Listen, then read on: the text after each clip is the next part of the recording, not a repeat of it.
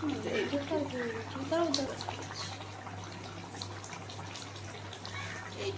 রাখি, কারণ আপনার কড়াতে আমি তেল দিয়ে দিয়েছি। এবার লবঙ্গ আর এলাচ দিয়ে দেবো।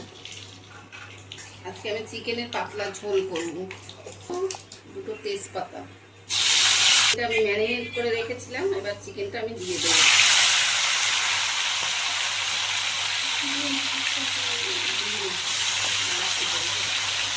আদা, রসুন, পেঁয়াজ,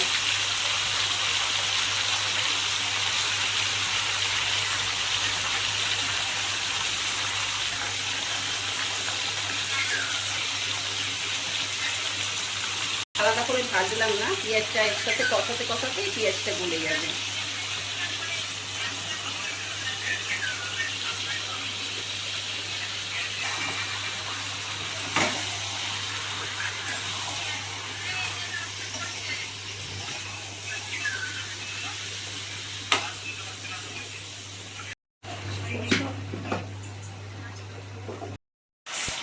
একটু কষিয়ে নিয়ে আমি এখন গোলমরিচের গুঁড়োটা দিয়ে দিচ্ছি।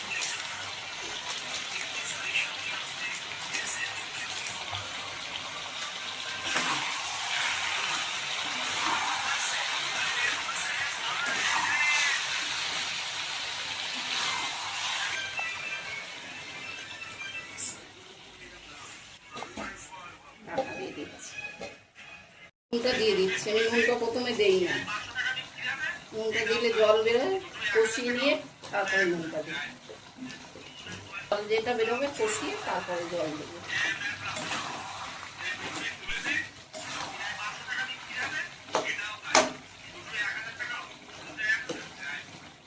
তেল বেরিয়ে এসছে, কষিয়ে কষিয়ে পেঁয়াজ সব গলে গেছে। এই যে এবার আমি জল দেবো।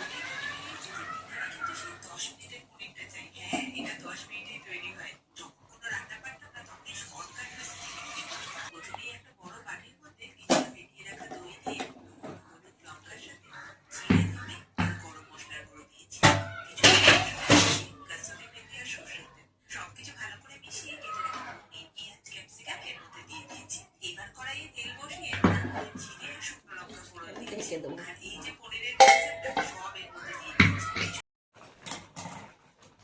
আমার চিকেন হয়ে গেছে। এবার ধনেপাতা দিয়ে নামিয়ে দেবো, একটু গরম মশলা দিয়ে।